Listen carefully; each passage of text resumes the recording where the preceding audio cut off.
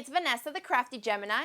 I post weekly crafting, cooking, and organic gardening videos right here on my YouTube channel. In this video tutorial, my kids and I are teaching you how to make our Pumpkin Coco-Carrot Muffins.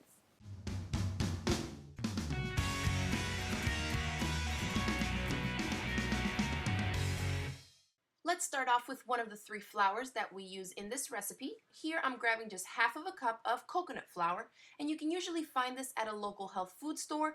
Otherwise, I'll have a link in the description box below on where you can buy some online. Now we're adding in half a cup of oat flour, and I like to make this myself just by grinding up the rolled oats. And then lastly, with the flours here, it's half of a cup of sprouted whole wheat flour, which I like to make myself as well. Now we're going to add our sweetener since we're working with dry ingredients. And I'm using organic evaporated cane juice, and you need 2 measuring cups, 1/4 cup and 1/3 cup. So in total it ends up being a little under 2/3 of a cup of the sugar. To this we're going to add a pinch of salt. I like to use pink Himalayan sea salt. I'll include a link in the description box below on where you can find it, or check your local health food store. Next is going to be half of a teaspoon of baking soda, and then 1 full teaspoon of aluminum-free baking powder. Now we need 1 teaspoon of ground cinnamon, half a teaspoon of ground cloves, and finally half a teaspoon of fresh ground nutmeg. At this point, I like to let the kids mix up all the dry ingredients. We want all those spices to get mixed thoroughly throughout, and this is a great way to get the kids involved in the kitchen. You can see my youngest isn't even 2 years old, but she loves to participate. Now before we start working with the wet ingredients, we're going to go ahead and grate up some carrots. You basically want to grate enough to fill up just a half cup measurement of freshly grated organic carrots. Now for the wet ingredients, we'll use a separate bowl and an electric hand mixer. I'm going to whip up 1 egg, and this, notice, is a duck egg. It's not a chicken egg. We raise our own ducks here that free range on our property, and so I especially like to use my duck eggs in baked goods because they're just creamier, more nutritious. If you can't get a duck egg, just use an extra large chicken egg or even 2 smaller ones like medium-sized eggs, and you're going to whip this up for about 1 to 2 minutes until it's nice and frothy. And now for the pumpkin puree. This comes from our homegrown pumpkins. This was our first time growing pumpkins for ourselves, and they turned out great. So I got to roast them and then puree it, and I'm adding in half of a cup of the pumpkin puree. If you don't make your own, just pick some up at your local store. Then a half teaspoon of pure vanilla extract.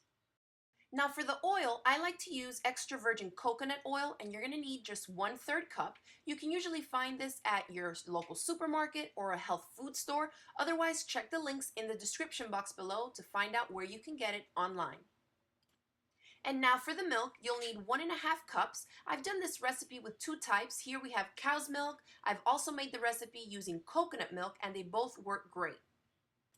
Now we take our electric hand mixer and blend this up just for about 30 seconds to a minute to make sure all the wet ingredients are combined. At this point, we take our dry ingredients, dump them right into our wet mixture, and with the electric mixer, blend it up for about 10 to 15 seconds, no more than that really. You don't want to overmix it, but I do like to go back with my rubber spatula and just make sure that everything is nicely combined.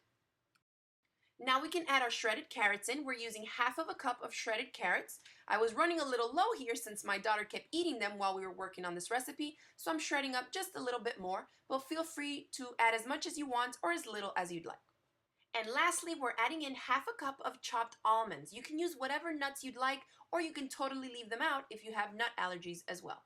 So here's another great task to get your kids involved with, and this is prepping our cupcake or muffin pans. I just give them the little paper liners and have them put 1 in each of the spots. So here we have 2 pans that will make 12 muffins each, and this recipe will make about 24 little muffins depending on how much you scoop into each one of the spots.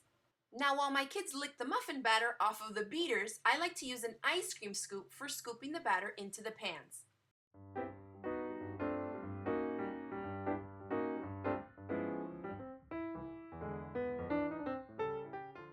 And for the final touch, I like to crumble a little bit of crushed almonds right on top of each one of the muffins. Then just pop them into your preheated 350° Fahrenheit or 180° Celsius oven for about 20 to 25 minutes. Once they're done, just let them cool for about 5 minutes and then you can enjoy them. Here you see the inside of the muffin. The texture is amazing. They're super soft, moist, and I think you're really going to like this recipe.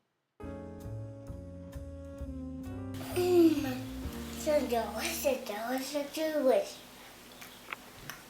Everyone in our home loves these muffins, so it's a great and healthy, delicious recipe for you all to try. If you give it a try, let me know how it turned out for you in the comments below. If you change any of the ingredients up and make the recipe your own, also let me know, so maybe I can try out a few different variations on it as well. If you enjoyed this video tutorial, go ahead and hit it with that thumbs up below, share it across the different social media sites, and don't forget to click that subscribe button right there so you won't miss out on any of my future video tutorials. Thanks for watching, and I'll see you next time. Bye.